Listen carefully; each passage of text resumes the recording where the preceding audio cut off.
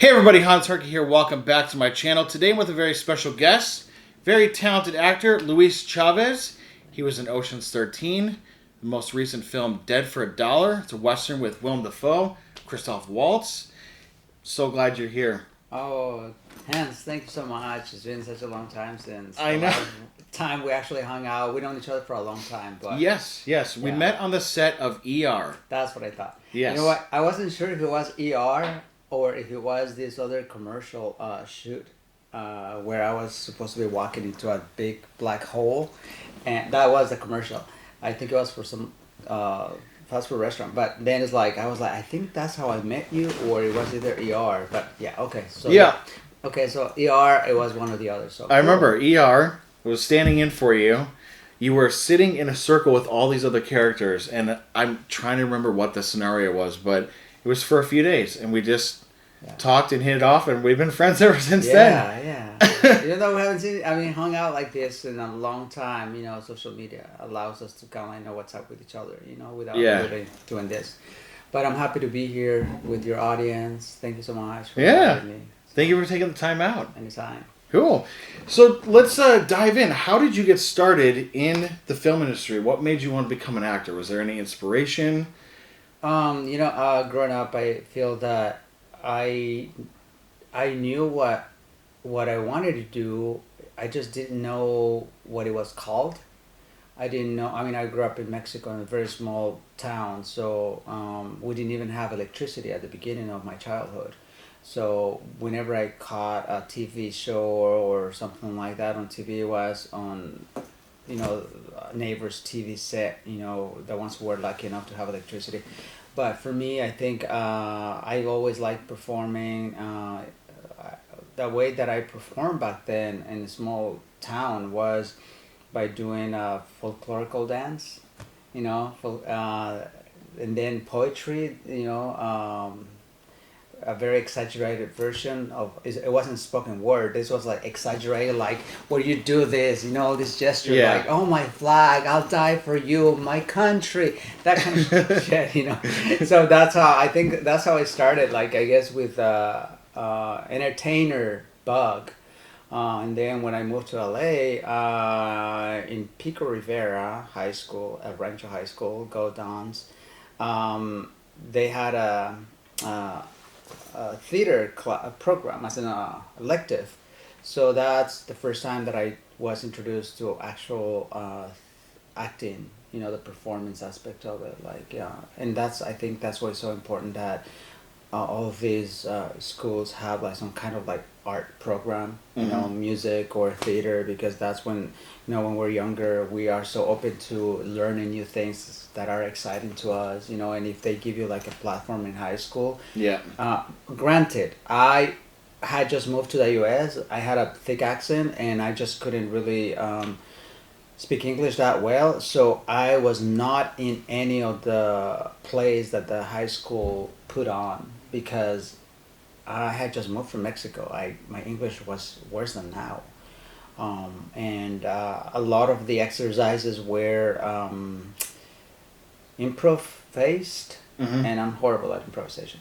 So for that reason, I did not participate much, but it did kind of like really make me aware of the whole situation, especially because they would have like field trips to the Hollywood sets. So as a field trip, they would bring us to see the taping of a show. So for a high school child or kid to kind of like be able to see the actual professional actors on stage, that you're like, oh my God, these are real people. That means that there's a possibility that I can do it. And I live in LA, which is where this is happening. So that's how I first started, with the bug, and then just doing showcases. Back then I guess showcases were more common than they are now. And then, an agent saw me, and that was the beginning of everything. I started doing commercials. I think the first commercial I ever did was for either Coca-Cola or Mars candies, one of those. And then my first TV show that I ever did as an actor was an long gone show called LA Doctors. It was like, I think in the 90s, I believe. Yeah. And I played the role of this young orange vendor on the streets of LA who gets run over by one of the main doctors in the show. And then I disappear in front of him and he spends the whole episode looking for me. So that was my introduction to actual, I guess, acting, Yeah. outside of commercials. So. Wow, that's awesome. I've never heard of taking field trips to an actual taping of a show. I wish that's awesome. I mean, I don't know if they're still doing it now, but this is a while back. Yeah. In the 90s. So we did have I remember that I was so shy. So that goes to show that even if you're shy right now, and if you think that, oh, I'm not outgoing, I could never be an actor, but I wish I could do it. Look, they would take us. I remember they would take us on the school bus. I did not have anyone to talk to because I was so self-conscious of the fact that I didn't know the language that actually I just never talked to anyone. Everybody was talking to other children from the class, but even though I was in that class, I was not popular and I couldn't speak English much really, so I was just sitting by myself. So if I can do it, I guess if you just have the desire and the support, so important. And when I say support, I really mean fucking support, because it's like a lot of times it's this fake support that you're like, when you're an artist, when you ask your friends to kind of like go and see the play or go see your music. I mean, if you're a musician, the first thing they ask is like, hey, can you get me some free tickets? No, that's not support. That's not support. If you really want to support someone, it's actually you're going to pay the ticket even if they offer it to you for free, because we are, as a society, I think it's like we really don't support our fellow artists as we should. So if you have the support, real support from your friends and family and those strangers who believe in your talent and that desire, then look, go ahead, do it. You know how this business is. Yeah. It's like I totally agree. you can go into it, but it doesn't mean that you're gonna be successful. That is a hard, cold truth. We're masochists. They tell us you're gonna fail. Yes, I want to do it. So, so it's like it's one of those things that you're really. I think it's best just to go into it if you really want to do it, even if you're not gonna get paid for the first few projects. Because if you're seeing it as an investment, as a career that you're gonna live off of, I mean that's nice. But if that's the only reason, then we're gonna be disappointed. Yeah. Absolutely. Because a lot of people they move out here thinking, oh, I want to be a big star. And then they realize that star starts fading. And then people become either happy being a working actor or being somewhere behind the camera. And they're just content with it. But other people, they give up and they go home. Yeah. You really have to put in the work and the effort. Like you said, supporting people that are in the industry, your friends, and paying the ticket to go see the film, that means a lot to them. Yeah. Yeah, and I mean, once you're in the industry, you might find that perhaps you will be disillusioned with the craft of acting. Maybe you're like, you know what, I thought I wanted to be an actor, but then you realize it's not really your cup of tea because, trust me, it's not glamorous at all. It's like you have to spend late nights trying to break the... I mean, if you're serious about it, because if you're not serious about it, you just want to try to read the lines and just...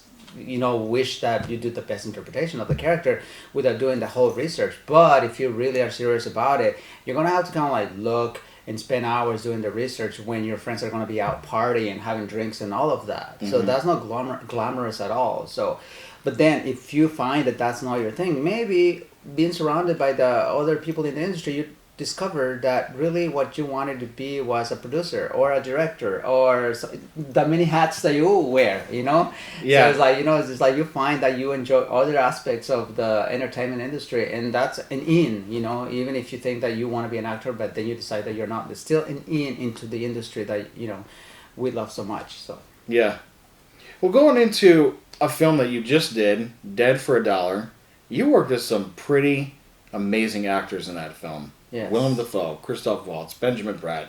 What was it like being on set with these actors? You've seen all their past films, and now you're actually there in a scene with them. What was that like? Um, to be honest, I did not meet the director, or I did not speak to the director of the film, Walter Hill, who is a legend for the movies that he's directed, like Geronimo, which, Westerns is a genre that he's actually done very well. He's been doing it since I think it's like this, he's been a director since the 70s, I believe, or even earlier. So I had not talked to him or met him or anything through the whole auditioning process. So I met him and I talked to him about probably an hour or 30 minutes before I'm supposed to be on set. That's when I first met the director. So for me, I have so many questions, especially because all of my scenes are going to be with an Oscar-winning actor and an Oscar-nominated actor, and then Benjamin and Rachel Brosnahan. So for me, I was like, oh my God, I have to bring my A game, and I still haven't spoken to the director who's going to be directing me on this journey. Yeah. It's like you're going to go and be playing opposite all these names. I mean, talented masters, of acting, but yet you have no coaching. Mm-hmm. That's how I felt. So for me, I was really, I was worried. I mean, you know this, like, even if it's not opposite any other actor, we always have stage fright. Like right before you go on set, your heart starts doing like a little, racing a little bit, because it's like you're so excited. So it could be excitement, and also like because you've been preparing how to say this line for such a long time. You're like, oh my God, just put me there. I want to do it right away, right? So you have the whole excitement of it. And on top of that, you're like, okay, but I don't know the acting styles or acting approach of these super talented people. You know how you do your thing. You don't know if they're going to respond to you. Mm-hmm. So for me, I talked to the director and I said, I'm so glad that I'm finally talking to you right now, because I have no idea. I don't know. I don't know what you think of my character, because basically I sent in the audition, he saw it, and he said that's the one, without ever telling me directly. I never had a phone call or anything with him. So, or not even a Zoom meeting. I didn't even know what he looked like except for, the articles. So he said, oh, don't worry. He says, I cast you, he says, I gotta tell you something. I cast you not because the other actors were bad actors. I cast you because you understood the character. So, whenever you have any doubts about your character in any of the scenes, just refer yourself to the self-tape that you sent in. So for me, that gave me so much confidence, because that's what I've been doing, Yeah. So for me, I step on stage, and my first scene is with, oh my goodness, Willem Dafoe. My first scene. I don't know if you watched the movie or not. I did. Okay, but it's the scene where I go and I interrogate him about some Englishman's dead at the cantina. Mm-hmm. That was the first scene ever that I shot. And the first scene, I was like, oh my God, my heart was kind of like coming out of my chest, and I'm like, I don't know what to do. But that fear went away after the first take. Whoa. Because so basically I think it's kind of like when I think when you, is the expectation, like you are thinking, you're making yourself worry so much. Nobody's actually putting that on you. You put it on yourself. Mm-hmm. So for me, after I felt I felt his rhythm and how was going, his pacing, I adapted it, and I'm like, oh, okay, so this is how he works. So for me, after the first take, I was no longer, intimidated, and especially because Willem is such a great, he's such a great actor's actor. He makes you feel like at the same level, the way he talks to you, So that's very comforting, I guess, when a fellow actor does that for you. Yeah. Because it makes you feel at ease, rather than for you to try to feel that you have to kind of like do something on top of that. So that was very helpful that I did that. So did you have to run lines with any of them, or was it just you get on set, rehearsals up, let's do it? There's rehearsals. I rather not run lines with them. it's never been my style to kind of like run lines with another actor because I'm seeing that's what the rehearsals are for. Yeah. So I mean, nowadays I guess we have the luxury to have our scripts on our phones rather than having the sides. Mm-hmm. And if you're able to hide it right away, so even if you're in the middle of a take, you can just take a glance and then put it away, you know. Yeah. So it's easy for you to kind of like be refreshed of that. But like I didn't do that though. One time I was in my trailer and I hear somebody knocking on it, and I open the door and it's Christoph Waltz. And he's like, hey, I have some lines in Spanish, and I'm hoping that you can help me, translate them because I don't speak Spanish. And I said, sure, come on up. He looked at the trailer because mine was a little tiny trailer and his was huge. He's like, oh, in there? I'm like, yes. I mean, I'm like, why not? I mean, we're gonna work. Do you want to do it out? I mean, I didn't say that, but I'm like, yes. So it's like, here we come, and we're like this in the small trailer, like face to face, almost, cause so tiny. It's the tiniest trailer you can have, It's like this was an indie film, so it's not like we had a lot of money. So it's like we were kind of like almost like face to face, kind of like me translating the lines for him. He's like, how to say it, because even though somebody might translate a line for you in a different language, it's always good to have the how do you say it? The feel of how the line is to be said in that language. Mm-hmm. It's not the same just to kind of like read it as you would in your own language, but the intention, So I just kind of like gave him a couple of line readings, and he repeated them just so that way he had an idea how to kind of like say that. But although, and that was it. That was that with him. Unfortunately, the lines that he was supposed to be saying in Spanish ended up not making it. Oh no, he actually told me later that the director decided for him not to say it in Spanish. So that never happened. But yeah, I mean, I had the opportunity to have Christoph Waltz knocking on my trailer and like, hey, can you help me? So like, yay, that feels good, that he actually sees me as someone that he can get assistance from. Yeah. It's always nice, And with Benjamin Pratt, he speaks Spanish, but the Spanish that he needed to speak in this film, he had to sound Mexican from the 1800s. Yeah. I can't remember exactly what. And he was aware of that. And so he knows I was born and raised in Mexico. So we went one day that we were off, and we went to a Mexican restaurant, and we sat down there doing the same thing, translating into Mexican Spanish.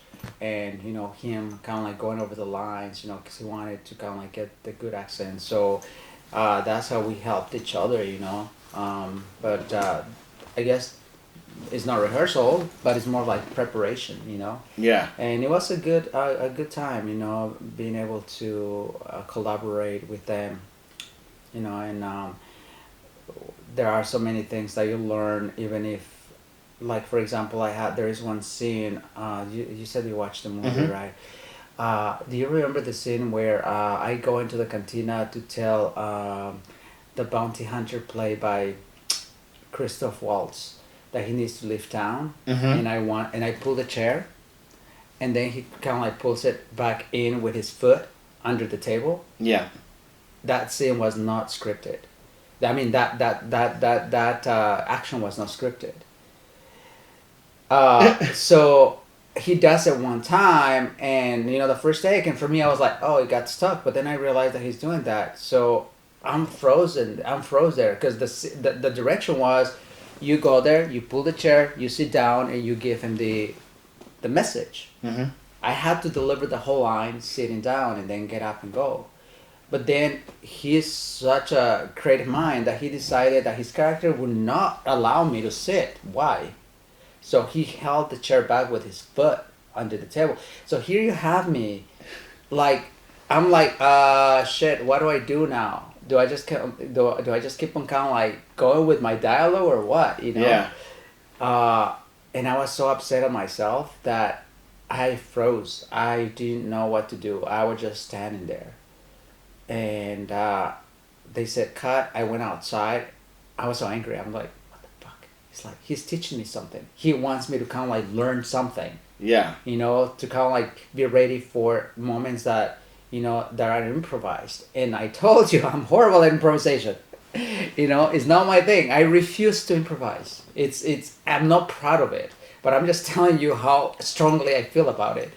But then I'm like, how do I respond to that? Also, I did not want to react in a way that was out of character, because it's a very easy way to kind of like try to go and be like pulling the chair. But then I'm like, that's not my character. My character is a pacifist. He is trying to avoid trouble. He's not gonna come and try to kind of like pull a chair back to show that he's got power. Right. Yeah. You know, so for me, it was like that thing where I'm like, how do I respond within character? So I'm like, okay, where are we? So we're shooting. It's not like you have like a whole day to go and analyze the character, you know? So I had told the director, hey, what if I, since he doesn't allow me to kind of like sit, what if I just sit on the table and I move his drink away from me? You know, the director said, nah. That's what he said. He said, nah, the table is not strong enough. Oh. I said, okay, I'm not gonna do it. Fuck, I have to think of something else. Okay, let's go again. We went for another take. Even though the director said, no, don't do that, my instinct was telling me, do that. And I said, well, if Christoph is doing his own thing, Exactly. he's an actor, Yeah. why shouldn't I? I'm also an actor. Mm-hmm. Just getting paid less. Way less. So for me, I was like, I need to go with my instincts. I mean, so I go and I do that. Okay, we go through the whole scene, and that's what you end up seeing on the movie, my instincts. And then for the following takes, the assistant director comes to us like, the director says to keep doing what you just did. Basically, what he told me not to do, he told me to keep doing it. Why? Because a lot of times, we as actors have to take the initiative to kind of like show the directors something that they probably thought wouldn't work, but then when they see it, they're like, huh, it works. You know, so for me, I took a gamble, and the fact that the director was so open to any of our input, it's so great when a director does that, you know, when they actually allow you to kind of just like give your input. Mm-hmm. So for me, I learned so many things, you know, from working with Willem and Christoph and Benjamin and everybody else. It was a pleasure to work with all of them. How long did you take to shoot the film? We shot that, well, I was on set for almost 4 weeks, I believe. We shot that in New Mexico. Oh, beautiful. Yeah, I think we were shooting it around the same time that that incident happened, you know, with oh yeah, the Alec Baldwin. The Alec Baldwin. Yeah, I think they were there at the same time. I think that happened like about a week after we wrapped or something like that. Or I can't remember. Was it in the same set? No, it wasn't the same set, but okay. It was nearby. You know, because they're like New Mexico. You know, is known because of all its beauty, natural beauty. You know, a lot of the westerns are shot there, but it was pretty close by from where we were shooting. Yeah, it's a beautifully shot film. Yeah, I really enjoyed I like that too. I mean, it's the look.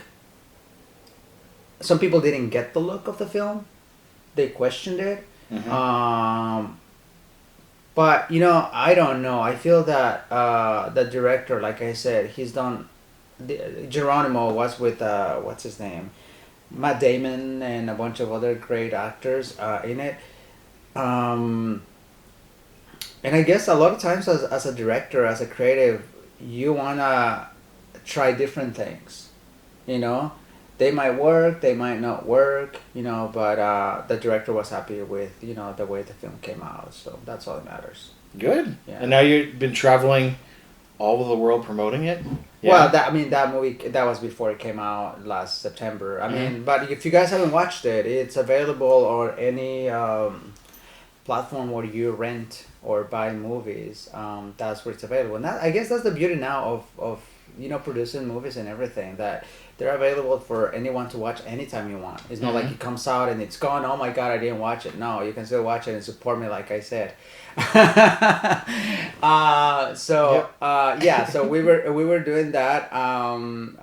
But now we are actually getting ready to go and promote this other new film that is premiering at South by Southwest on March 13th. We have the premiere there. South by Southwest in Austin, Texas is one of the most attended film festivals, and I love it because it's such a diverse festival, because it's not just music, film, it's also television and music and stand-up and all these new artists, so they give an opportunity to new voices, new styles, which is the important thing, because I know that a lot of times the industry has kind of like set genres of what a film is, and sometimes there is no room for a film that might not be your conventional genre film. But so it's like, luckily now there is some films that are making way, or by being not one single genre, but it's just a mix of different ones. Sometimes films like, for example, everything all at once. Yeah. Everywhere or something like that. I can't remember. Everywhere all at once. Yeah. Yeah. That film, when I watched it, I couldn't just tell people, well, it's an action film or is this or that, because it's just so many different things, and the structure is different, and it works. So I feel that a lot of times, many years ago, probably that type of genre or structure, maybe it would not have been as accepted. But with South by Southwest, they do that they accept new genres. It's like if you come up with some crazy idea, I want this movie to do this, but some people might be scratching their head and be like, what did I just watch? But there's others who might have an audience, So we are going to be promoting, this film. It's called Deadland. It's a movie that, it's a thriller, and it goes with that. It's kind of like a elevated thriller, but it's more of a psychological thriller. Yeah, so we'll see how it goes. I mean, I'm happy to be there and see how the audience responds. Yeah, it's coming up very quick. Yeah. Time is flying. Yeah, March 13th. Yeah, I don't know if this will be out before then, but if this episode is out before, it will. And if you happen to be in Austin at South by Southwest, check out Deadland. March 13th and also the 14th. They have an encore presentation. So, it's the story of this man who, for many years, he grew up without his father, and he's always had these questions about, like, where is my father? I never met him, and all of that. He happens to be a border patrol agent, but then when his father finally comes into his life out of the blue, now an old man who is an immigrant, the father is an immigrant. The father is not able to communicate with him. So it's kind of like this agony that, okay, this man or this person that you've been longing and wishing to kind of like meet in your life, because you have so many questions, now it's here. But he cannot verbally communicate all these answers that you're looking for. So then I play the character named The Stranger, because I am a stranger to the whole cast. It's through my character that I'm able to give answers to that person who's looking the answers about his father and why he wasn't there. My character, you don't never know what it is. Is it an entity? Is it a ghost? What is it? So that's why it's kind of like a psychological thriller, Oh, cool. Yeah. That's awesome. I had a good time with it. We were shooting that in Oklahoma, Texas, and right in the border of Mexico and the U.S., Rio Grande. I mean, I had to get in the water and be dragged by the water, the Rio Grande, because I think I'm giving away some scenes now. Due to the the spirit of, due to the genre and the feel of the film, Deadline, I love talking, as you can tell, but I didn't get an opportunity to kind of like do that with my cast members because I isolated completely from them. I would not talk to them on set or anything. I just introduced myself to them, and I told them that because the name of the character is The Stranger, they don't know anything about me. They're always wondering what this person entity is, you know. So for me, I just thought that it would be better if I didn't know them on a personal level, because then it's like it so happens that whenever you are filming and if you are between takes, you start socializing with your fellow castmates. Basically, I didn't do any of that for like about 3 months. I only talked to them when we wrapped, the night that we wrapped, and I went to say, thank you so much for putting up with me. They're like, oh my God, you are friendly. So I'm like, okay, yes, of course. I said, it's just that I had to do this, you know. So it's, you know, some people like that approach. Some actors feel like, yeah, you don't have to do that. But I'm like, whatever works for you, do you. I mean, you're trying to do the best you can. So as an actor, don't mind what other people might say about your approach. Just do what you think will work for you. Yep. Yeah. Very well said. Well, I look forward to seeing the film when it comes out. Yeah, I'll keep you updated, you know. So it's like, probably you'll see me on Facebook. And if you guys have Facebook or Instagram, find me, Luis Chávez. Luis Chávez. Probably you want to put something there. Oh yeah, the links will be in the description below. So so that way you guys can stay in touch with when the film comes out or anything else that you might want to know about me. Sweet. Yeah. Is there any advice that you would like to give to anybody that wants to become an actor? Luckily, nowadays there is no excuses when it comes to, I don't look like an actor, or I don't fit the type of an actor. What is that type? Look at your TV shows, your movies.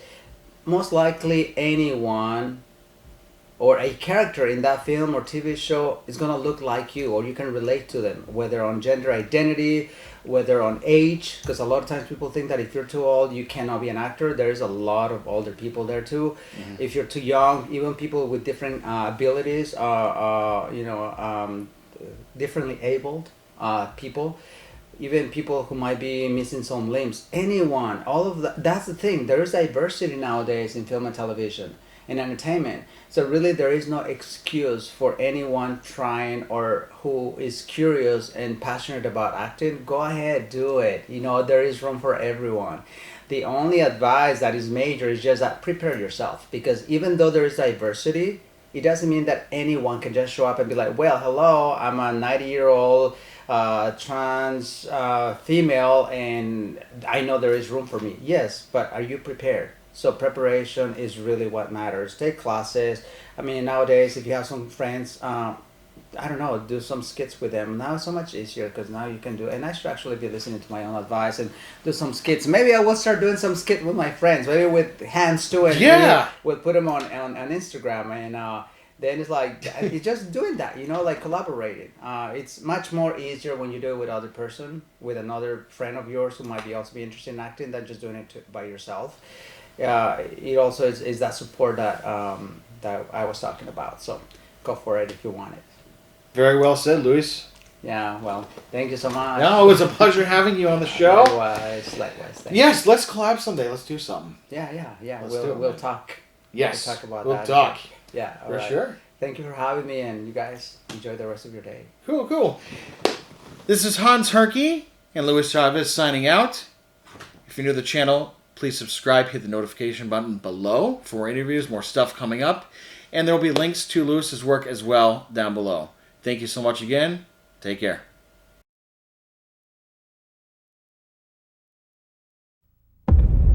Just shadows. It's just a shadow, Ray. It's just a shadow. They're just shadows, Ray. There's nothing there.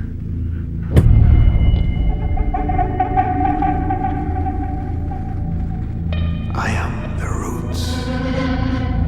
What's wrong? Everything.